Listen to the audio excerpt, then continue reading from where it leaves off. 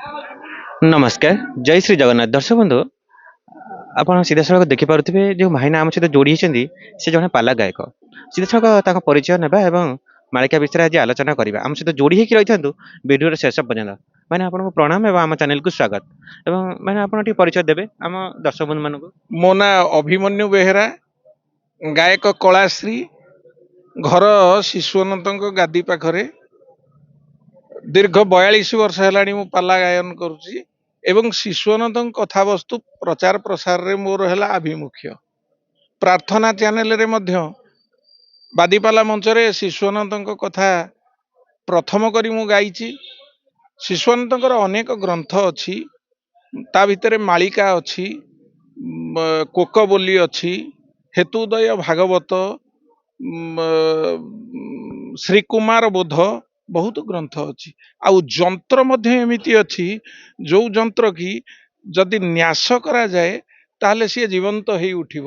ଯୋଉ ଯନ୍ତ୍ର ସାହାଯ୍ୟରେ ମହାପୁରୁଷ ଶିଶୁ ଅନନ୍ତ ଖଣ୍ଡିଆ କାନ୍ଥରେ ଉଡ଼ି ଉଡ଼ି ରାଜସିଂଙ୍କ ଦରବାରକୁ ଯାଇଥିଲେ, ସେ ଯନ୍ତ୍ର ଖୁବ କମ ଲୋକଙ୍କୁ ଭାରତ ବର୍ଷରେ ଜଣା।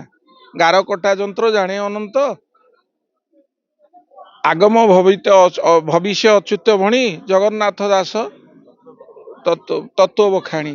ତେଣୁ ଇଏ ଯୋଉ ଯନ୍ତ୍ର ଅଛି, ଏ ଯନ୍ତ୍ରର ମହିମା ଦେବମାନବେ ଅଗୋଚର। ପ୍ରଭୁ ସ୍ୱୟଂ ଅନନ୍ତଙ୍କର ସିଏ ହଉଛି ଯନ୍ତ୍ର। ତା ଦେହରେ ନ୍ୟାସ ଠିକ ହେବା ଦରକାର, ଯନ୍ତ୍ରଟାର ଯୋଉ ବସାଣ ଠିକ ହେବା ଦରକାର, ତାହେଲେ ସିଏ ଆକ୍ଟିଭ ହବ, କାମ କରିବ। ଏ ବାବଦରେ ମୁଁ ଅନେକ ଗବେଷଣା କରିଛି। ଭାଇନା ଆପଣ କହୁଛନ୍ତି ଯେ ଯନ୍ତ୍ର ବିଜ୍ଞାନର ଅଧିକାର ଥିଲେ ମହାପୁରୁଷ ଶିଶୁ ଅନନ୍ତ। ଯନ୍ତ୍ର ବିଜ୍ଞାନର ଅଧିକାରୀ ଥିଲେ ସିଏ। ଅନେକ ଯନ୍ତ୍ର ତାଙ୍କର ସାଧନା ଭିତରେ ଥିଲା। ତା ଭିତରୁ ମୁଖ୍ୟ ହଉଛି ସୂର୍ଯ୍ୟ ଏକାକ୍ଷର ଯନ୍ତ୍ର। ଏକାକ୍ଷର ସମସ୍ତେ କହୁଛନ୍ତି, ଅଚ୍ୟୁତାନନ୍ଦଙ୍କର ଶିଷ୍ୟ କହୁଛନ୍ତି, ବା ବିଭିନ୍ନ ପ୍ରକାର ଏକାକ୍ଷର ମେଳା ହଉଛି, ଇଏ ହଉଛି, କିନ୍ତୁ ପ୍ରକୃତ ଏକାକ୍ଷର ଶିଶୁ ଅନନ୍ତ ଜାଣିଥିଲେ। ଯୋଉଗୁଡା ସୂର୍ଯ୍ୟ ଏକାକ୍ଷର ମନ୍ତ୍ର ପ୍ରାପ୍ତ ହେଇଥିଲା କୋଣାର୍କରୁ। ଯୋଗନଦୀ ଆଶ୍ରମରେ ଖଣ୍ଡଗିରିରେ ସେ ନିବାସ କରିଥିଲେ। ବହୁତ ତଥ୍ୟ ତାଙ୍କ ବାବଦରେ। ଶିଶୁ ଅନନ୍ତଙ୍କ ବାପା ନାଁ ଥିଲା କପିଳ ଦେବ, ମାଙ୍କ ନାଁ ଗୌରୀ ଦେବୀ, ଘର ବାଲିପାଟଣା। ଯୋଉ ବାଲିପାଟଣାରେ ତାଙ୍କର ସମାଧି ପୀଠ ଅଛି, ସେଥିରୁ ମୁଠାଏ ବାଲିର ମହତ୍ଵ ବଡ ଗରିୟାନ ମହତ୍ଵ। ଏ ବାଲି ନେଇ ଘରେ ଆଜ୍ଞା ପକେଇଲେ ସବୁ ଶୁଭ ହୁଏ, ସବୁ କଳମସ ନଷ୍ଟ ହେଇଯାଏ। ତେଣୁ ଇଏ ପୀଠର ମହିମା ବହୁତ କିଛି। ଆମ ଘର ପାଖରେ, ମୋ ଘର ଏଇଠି, ଆମେ ସବୁବେଳେ ଆସୁଛୁ ଏଇଠି, ପ୍ରଭୁଙ୍କ କଥା ଆଲୋଚନା କରୁଛୁ, ପ୍ରଚାର ପ୍ରସାର। ଆମକୁ ଯେତିକି ଠାକୁର ଶକ୍ତି ଦେଇଛନ୍ତି, ମୁଁ ପାଲା ମାଧ୍ୟମରେ ଅନେକ କଥା କହେ। ତାଙ୍କର ଗୋଟେ ଭଲ ଗୀତ ଅଛି, କାହିଁକି ରେ ବାଇ ମନ ଭଙ୍ଗା ନାବ ପରେ ବସୁ, ପିୟୁଷ ରସକୁ ବିଷୟା ରସକୁ ଛାଡି ପିୟୁଷ ରସ, ବିଷୟା ରସ, ପିୟୁଷ ରସକୁ ଛାଡି ବିଷୟା ରସରେ ମଜୁ, କାହିଁକି ରେ ବାଇ ମନ ଭଙ୍ଗା ନାବ ପରେ ବସୁ, କାମ କ୍ରୋଧ ଲୋଭ ତିନି ଲହରୀକୁ ସଙ୍ଗେ ଘେନି। ତେଣୁ ଇଏ ଭଜନ। ଆଉ ଦାସେ ତମେ ବିନ୍ଦୁ କାହୁଁ ପାଇଲ, ବହୁତ ଭଜନ, ଗବେଷଣାତ୍ମକ ଭଜନ। ମାଳିକାରେ ସେମିତି ଅନେକ ଜିନିଷ ଲେଖିଛନ୍ତି। ଭାଇନା ଟିକେ ମାଳିକା ବିଷୟକୁ ଆସିବା। ଭାଇନା ଆପଣ କହୁଛନ୍ତି ମାଳିକାରେ ତ ଅନେକ ମହାପୁରୁଷ ବର୍ଣ୍ଣନା କରିଛନ୍ତି କଳିର ଶେଷକୁ ନେଇକି। କଳିର ଶେଷ ଭାଗରେ ମହାପୁରୁଷ ପଞ୍ଚସଖାକ ଯୋଉ ସବୁ ବାର୍ତ୍ତା ଦେଇଛନ୍ତି ତା ବିଷୟରେ ଟିକେ ଆମ ଦର୍ଶକ ବନ୍ଧୁ ମାନଙ୍କୁ କୁହନ୍ତୁ। ବାର୍ତ୍ତା ଏଇଆ, ଘୋର କଳିକାଳ ଯେତେବେଳେ ପ୍ରବେଶ କରିବ, ଜନେ ହୋଇବେ ଖଳବଳ, ନାସିବେ ଭୁବନ ମଣ୍ଡଳ, ଏଣୁ ହୋଇବେ ଅଳପାୟୁଷ, ଧର୍ମ ସକଳ ଜୀବନାଶ।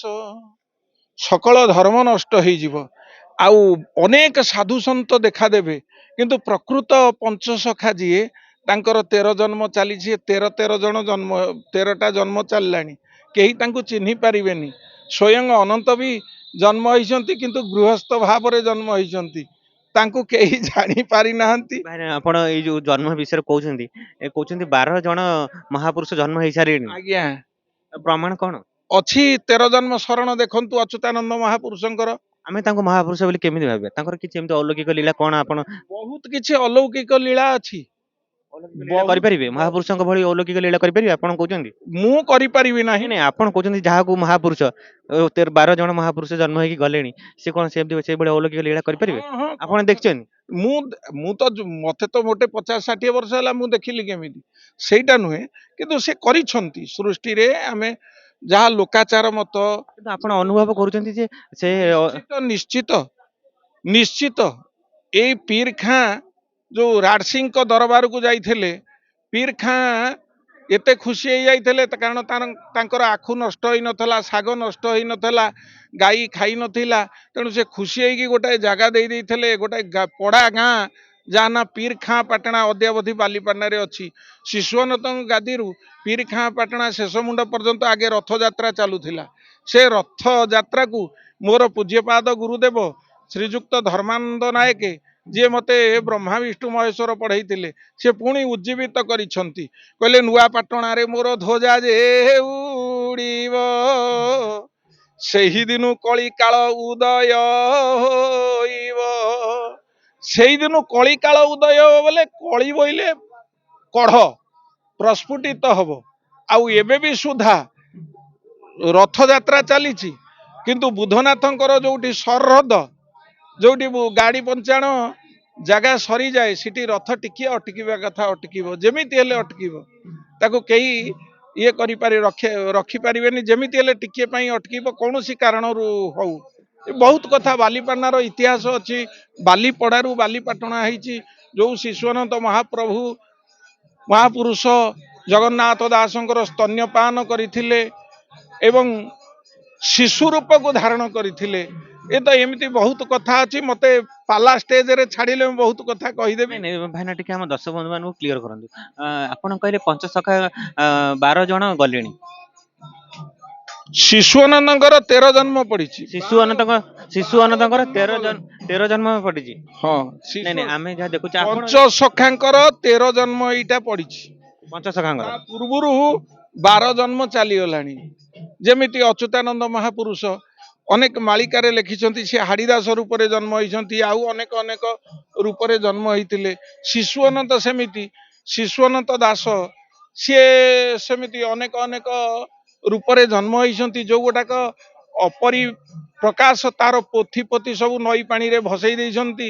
ଆଉ ଯୋଉଗୁଡାକ ମୁଁ କିଛି ସଂଗ୍ରହ କରିଥିଲି ପୋଥି, ଆଉ ସେଗୁଡା ନଦୀ ପାଣିରେ ସେ ତାଙ୍କ ବଂଶଧର ସବୁ ଭସେଇ ଦେଲେ। ଶିଶୁ ଯୋଉ ଅଲଗା ଜାଗାରେ ଜନ୍ମ ହେଇଥିଲେ ସେ କିଛି ପୋଥି ଲେଖିଥିଲେ, ତେଣୁ ସେଇଟା ନାଇଁ ଆମେ ନାଇଁ ଜାଣିଛୁ। ଭାଇନା ଆମେ ଯାହା ଦେଖୁଛେ ଆପଣ କହୁଛନ୍ତି ଜନ୍ମ ହେଇକି ଗଲେଣି, କିନ୍ତୁ ମହାପୁରୁଷ ଭଳି ଯେଉଁଭଳି अलौकिक ଲୀଳା କରୁଥିଲେ, ସେ କହିଲେ ଖଣ୍ଡିଆ କାନ୍ଥ ଚାଲୁଥିଲା, ସେ କହିଲେ ବାଘ ବସୁଥିଲା ଉଠୁଥିଲା ଯାଉଥିଲା, କିନ୍ତୁ ବାଘ ଏଭଳି ଉପରେ ହରିଦାସ ଯାଉଥିଲେ, ବାଘ ଉପରେ ହରିଦାସ ଠାକୁର ଯାଉଥିଲେ। ସେମିତି अलौकिक ଲୀଳା ତ ଆମେ ଦେଖୁନୁ। ଏବେ କଣ ଦେଖାଯିବ? ଏବେ କଣ ବାଘ ଅଛନ୍ତି? ଏବେ କଣ ସେଭଳି ମହାପୁରୁଷ କୁ ସେମିତି ସମସ୍ୟା ଆସିଲେ, ସେ ସମୟ ଆସିଲେ ତାଙ୍କର ତମ୍ବା ପୋଥି ଅଛି, ସୁନା ପୋଥି ଅଛି, ରୂପା ପୋଥି ଅଛି, ତାଳପତ୍ର ପୋଥି ଅଛି, ସବୁ ବାହାରିବ, ସେ ଯନ୍ତ୍ର ବାହାରିବ। ଯିଏ ସେ ବିଷୟ ଜାଣିଛି ସେଇମାନଙ୍କୁ ସେ କଳା ପ୍ରାପ୍ତି ହବ। ଇଏ ସମସ୍ତେ ଯୋଉ ସାଧୁ କହୁଛନ୍ତି ସମସ୍ତେ ଏବେ ବି ସୁଦ୍ଧା ସାଧୁ ନୁହନ୍ତି। କାହିଁକି ନା ଯୋଉମାନେ କହିଦଉଛନ୍ତି ନିଜେ ନିଜେ ପ୍ରଭୁ ବୋଲି, ଇଏ ନାଲି ନିଜେ ନିଜେ ପଞ୍ଚସଖା। ତାଙ୍କୁ ଡାକନ୍ତୁ ଆଜ୍ଞା, ମୁଁ ଟେଷ୍ଟ କରିବି, ସିଏ ଅଲଗା ଲୋକ କଣ ଟେଷ୍ଟ କରିବେ। ମୁଁ ଗୋଟାଏ ପଦ କହୁଛି ଆଜ୍ଞା, ଅମର ଜୁମର ସଂହିତାର 29 ଅଧ୍ୟାୟ କଥା, ସେଇଗୁଡାକ ଆଜ୍ଞା ମତେ କିଏ ଉତ୍ତର ବୁଝେଇଦବ ଯଦି ମୁଁ କହିବି ଏ ଠିକ ସାଧୁ। ଦେଖନ୍ତୁ ଆଜ୍ଞା, ପଢୁଛି 8 8 8 ମଠରେ ଅଚ୍ୟୁତ 12କୁ 12ରେ ଗୁଣିବୁ, 8 4 ବାର ମିଶାଇ ତହିଁରେ ଅଣ ଅକ୍ଷରରେ ହରିବୁ, ଅଚ୍ୟୁତ 12 ଗୋଟି ଘର କରିବୁ, ଅଣ ଅକ୍ଷରରେ ଯେ ଫଳ ହୋଇବ ପ୍ରଥମ ଘରେ ତା ଥୋଇବୁ।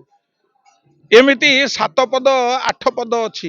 ଆପଣ ତାକୁ ଦେଖିବା କୋଉ ସାଧୁ ଆସୁଛନ୍ତି ତାକୁ ଅର୍ଥ କରିଦେବେ, ପାରିବେନି ଆଜ୍ଞା। ଶିଶୁଅନନ୍ତଙ୍କର ଗୋଟେ ଲେଖା ପଡୁଛି ହେତୁଦୟ ଭାଗବତରୁ, ଅନାମିକା ନାମେ ଗୋଟିଏ କୁମ୍ଭାର ହାଣ୍ଡି ଗଢିଥିଲା 3ଟି, 2ଟି ହାଣ୍ଡି ତ ଫଟାଫଟି ହେଲେ ଗୋଟିଏ ହାଣ୍ଡି ଫାଟିଲା ନାହିଁ।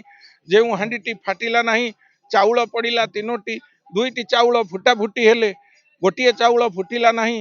ଯେଉଁ ଚାଉଳଟି ଫୁଟିଲା ନାହିଁ କୁଣିଆ ଅଇଲା 3ଟି, 2ଟି କୁଣିଆ ଭୁଞ୍ଜା ଭୁଞ୍ଜି ହେଲେ ଗୋଟିଏ କୁଣିଆ ଭୁଞ୍ଜିଲା ନାହିଁ। ଯେଉଁ କୁଣିଆଟି ଭୁଞ୍ଜିଲା ନାହିଁ ଗଡିଆ ଖୋଳିଲା 3ଟି, 2ଟି ଗଡିଆ ଶୁଖା ଶୁଖି ହେଲେ ଗୋଟିଏ ଗଡିଆ ଶୁଖିଲା ନାହିଁ। ଯେଉଁ ଗଡିଆଟି ଶୁଖିଲା ନାହିଁ ବାଳିଆ ରହିଲେ 3ଟି, ଦୁଇଟି ବାଳିଆ ଡିଆଁ ଡେଇଁ ହେଲେ ଗୋଟିଏ ବାଳିଆ ଡେଇଁଲା ନାହିଁ। ଯୋଉ ବାଳିଆଟି ଡେଇଁଲା ନାହିଁ ମାରିଲା ନାତେ 12 ହାତ ଶାଢୀ ଚିରିଗଲା ଆଜି 13 ହାତ ପର୍ଯ୍ୟନ୍ତ। ଇଏ ଆଧ୍ୟାତ୍ମିକ ତତ୍ତ୍ୱ କଥା, ଆକୁ ହୃଦୟଙ୍ଗମ କରିବା ଦରକାର କଥା। ଇଏ ଶରୀର ତତ୍ତ୍ୱ କଥା। ପିଣ୍ଡ ବ୍ରହ୍ମାଣ୍ଡ ଏକମତ ଜାଣନ୍ତି ସୁଜ୍ଞାନୀ ପଣ୍ଡିତ। ତେଣୁ ଇଏ ପିଣ୍ଡ ତତ୍ତ୍ୱ ଜାଣିବାକୁ ହେଲେ ଗୁରୁଙ୍କର ଆବଶ୍ୟକ। ହେତୁଦୟ ଭାଗବତର ପ୍ରଥମ ଅଧ୍ୟାୟରେ ଲେଖିଛନ୍ତି ମହାପୁରୁଷ ଶିଶୁଅନନ୍ତ, ସଂସାର ସାଗର ମଧ୍ୟର ନାବ ସଂସାର ସାଗର ମଧ୍ୟର ଗୁରୁ ସ୍ୱରୂପୀ କଣ୍ଡିଆର ନାମ ନାବରେ ଛନ୍ତି ବସି କେଚିହ୍ନି ପାରଇ ଭରସି। ତେଣୁ ତାଙ୍କୁ କିଏ ଚିହ୍ନି ପାରିବ? ଗୁଟି ଗୁଣରୁ ଅତୀତ, ରୁଟି ରୂପ ବିବର୍ଜିତ। ଏ ରୂପ ଭିତରେ ଯିଏ ଗୁଣାତୀତ ଭାବରେ ରହିଛନ୍ତି ସିଏ ହଉଛନ୍ତି ଗୁରୁ। ଭାଇନା ତାହେଲେ ତାହେଲେ ଆମେ ଆମେ ଆମେ ଜାଣିଲେ ଆମେ ଭାବିବା ଯେ ଯେଉଁମାନେ ଚିତା ଚୈତନ୍ୟ କାଟିକି ପ୍ରବଚନ ଦେଇଦେବେ ସିଏ ମହାପୁରୁଷ ହେଇପାରିବେନି। ନାଇଁ, ମହାପୁରୁଷ ଅଲଗା, ଗୁରୁ ଅଲଗା, ସାଧୁ ଅଲଗା, ଋଷି ଅଲଗା, ମୁନି ଅଲଗା। ଏମାନେ ସବୁ ଅଲଗା ଅଲଗା ଶ୍ରେଣୀ। ହଉ ମୁଁ କିନ୍ତୁ କିନ୍ତୁ ଆଉ ଶେଷରେ ଟିକେ ମହାପ୍ରଭୁ କଳ୍କି ଯେତେବେଳେ ଆସିବେ, ମହାପୁରୁଷ ପଞ୍ଚସଖା ଲେଖିଛନ୍ତି ମାଳିକାରେ, ମହାପୁରୁଷ କଳ୍କି ଅବତାର ହେବେ। 4 ପ୍ରକାର ଭକ୍ତ ଯୋଗଦାନ କରିବେ ମହାପ୍ରଭୁ କଳ୍କିଙ୍କ ସହିତ। ଯୋଗାଙ୍ଗୀ, ଭୋଗାଙ୍ଗୀ, ଲୟାଙ୍ଗୀ, ଲୀଳାଙ୍ଗୀ। ଯୋଗାଙ୍ଗୀ ଅଛନ୍ତି, ଭୋଗାଙ୍ଗୀ ଅଛନ୍ତି, ଲୟାଙ୍ଗୀ ଅଛନ୍ତି, ଲୀଳାଙ୍ଗୀ ଅଛନ୍ତି। ସବୁଠାରୁ ଶ୍ରେଷ୍ଠ ଭକ୍ତ ହଉଛନ୍ତି ଲୟାଙ୍ଗୀ ଭକ୍ତ। କଣେ ନଇଲେ ନାହିଁ ବଣେ, ଘର ସଂସାର ଭିତରେ ଅଛନ୍ତି, ନଇଲେ ନାହିଁ ବଣରେ ଅଛନ୍ତି। ସେମାନେ ସବୁ ଦେଖାଦେବେ, ସେ କଳା ପ୍ରାପ୍ତି ହବ। ପ୍ରାଚିତ ଟୁ 10 ପଟଳ ମାଳିକାରୁ ଗୋଟେ ପଦ ପଢୁଛି। ପ୍ରାଚିତ ଟୁ ଯାକୁ ଗରୁଡ଼ ନେବେ, ସେହି ଭକ୍ତ ବୀର କାହାଳି ନେବେ। ନିଜେ ପ୍ରଭୁ ଶ୍ରୀ କରରେ ପାତନି, ମସ୍ତକେ ଭିଡ଼ିବେ ଏ କଥା ଜାଣି। ତେଣୁ ଯେତେବେଳେ ଖଣ୍ଡଗିରି ମୁହାଣରେ ଧ୍ରୁବ ପରୀକ୍ଷା ହବ, ସତ୍ୟ ପରୀକ୍ଷା ହବ, ସେତେବେଳେ ବହୁତ କିଛି ଜିନିଷ ହବ। ଆପଣ 10 ପଟଳ ମାଳିକା ଦେଖିଲେ ପାଇବେ, 24 ପଟଳରେ ପାଇବେ, ହେତୁଦୟ ଭାଗବତରେ ପାଇବେ, କୋକବୋଲିରେ ପାଇବେ। ବହୁତ ଜିନିଷ ଅଛି ମହାପୁରୁଷଙ୍କର, ଅଚ୍ୟୁତ ମହାପୁରୁଷଙ୍କର, ଶିଶୁଅନ୍ତଙ୍କର, ଜଗନ୍ନାଥ ଦାସଙ୍କର, ସମସ୍ତଙ୍କର ମାଳିକାରେ ପରିପୂର୍ଣ୍ଣ। କାରଣ ପଞ୍ଚସଖା, ଗୋଟିଏ ଡାଳର 5ଟା ସଖା। ସେ ତତ୍ତ୍ୱକୁ ଯିଏ ଜାଣିଛି ସିଏ ନୀରବରେ ରହିଛନ୍ତି। ଇଏ ଭଡଭଡିଆ କାମ ନୁହଁ। ଭାଇନା ଆପଣ ଯେହେତୁ ଜଣେ ପାଲା ଗାୟକ, ଯେହେତୁ ଆପଣ ଅନେକ ତର୍ଜମା କରୁଛନ୍ତି, ଭାଗବତ, ଗୀତା, ମହାପୁରୁଷଙ୍କ ଯେଉଁ ସବୁ ବାଣୀ ଦେଇଛନ୍ତି ସବୁ ଆପଣ ତର୍ଜମା କରୁଛନ୍ତି, କିନ୍ତୁ ମହାପ୍ରଭୁ କଳ୍କିକୁ ନେଇ ଅନେକ ଆଲୋଚନା ପର୍ଯ୍ୟାଲୋଚନା ହଉଛି। କିନ୍ତୁ ମହାପ୍ରଭୁ କଳ୍କି ନିଜେ ନିଜେ ବି କହିଦେଉଛନ୍ତି ଆମେ ପ୍ରଭୁ। ଆଉ ସେ କଣ ନିଜେ ନିଜେ ପ୍ରଭୁ ହେଇପାରିବେ? ଆଉ ପ୍ରଭୁ କଣ ଆସିଲେଣି? ପ୍ରଭୁ ଆସିନାହାନ୍ତି ଆଜ୍ଞା, ଇଏ ସବୁ ହାୱା। ପ୍ରକୃତ ପ୍ରଭୁ ଆସିନାହାନ୍ତି। ଇଏ ଗୋଟେ ମିଥ୍ୟା ପ୍ରଚାର କରୁଛନ୍ତି ୟୁଟ୍ୟୁବରେ, ଏତେରେ ସେତେରେ। ସିଏ ଏତେ ଭକ୍ତ, ସେତେ ଭକ୍ତ, ଇଏ ଭକ୍ତ। ଭକ୍ତଙ୍କୁ ଦେଖିବାକୁ ଯାଇ ମୁଁ ଆଜ୍ଞା ଅନେକ ବାଟ ଯାଇଛି। କିଏ ସେ ଭକ୍ତ ଅନୁସନ୍ଧାନ କରିଛି। ସେ ସବୁ ସମୟ ସାପେକ୍ଷ କଥା, କହୁଥିଲେ ବହୁତ କଥା କହିହବ। ତେଣୁ ଆପଣଙ୍କର 10 ପଟଳ ମାଳିକାରେ ବି ବହୁତ କଥା ଅଛି। ପ୍ରାଚୀର ଟୋଟାଲ କଥାଟା ଅଛି 10 ପଟଳରେ। ଭାଇନା କିନ୍ତୁ ଆପଣ କହିଲେ ପ୍ରଭୁ ଆସିନାହାନ୍ତି। ପ୍ରଭୁ ଯେତେବେଳେ ଆସିବେ ଯୁଗର ସନ୍ଧ୍ୟାରେ ଆସିବେ। ଯୁଗର ସନ୍ଧି ସମୟରେ ଆସିବେ। ସିଏ କହୁଛନ୍ତି ଇଠି ଜନ୍ମ ହେଲେଣି, ସିଠି ଜନ୍ମ ହେଲେଣି, କୋଉଠି ଜନ୍ମ ହେଇନାହାନ୍ତି। ଆଗ ଭକ୍ତ ଆସିବେ, ଆଗ ଭକ୍ତା ମାନେ ଆସିବେ, ନାମ ହବ, ତାପରେ ପ୍ରଭୁ ଆସିବେ। ଏ କଥାଟା ନିଶ୍ଚିତ ସତ୍ୟ କଥା। ପ୍ରଭୁ ଏବେ ଆସିନାହାନ୍ତି। ପ୍ରଭୁ କିନ୍ତୁ ଏବେ ଯେଉଁମାନେ ପ୍ରଭୁ କହୁଛନ୍ତି ସେ ପ୍ରଭୁ ନୁହନ୍ତି। ନାଇଁ ନାଇଁ, ଏ ପ୍ରଭୁ ଅଲଗା, ଇଏ ଅଲଗା। ଇଏ କଣ ଟିକେ ମେଜିକ ଦେଖେଇଛନ୍ତି, ସେଇଥିରେ ନିଜକୁ କହୁଛନ୍ତି ପାଦୁରୁ ମହୁ ଝରିଲା ଭଳିଆ। ଏ ଠିକ ନୁହଁ। ଠିକ କଥା, ଯିଏ ତତ୍ତ୍ୱ ବୁଝିଲେ ତୁଟେ ଭ୍ରାନ୍ତି, ଭବ ସାଗରୁ ତରି ଯାଆନ୍ତି। ଆପଣଙ୍କୁ ବହୁତ ବହୁତ ଧନ୍ୟବାଦ।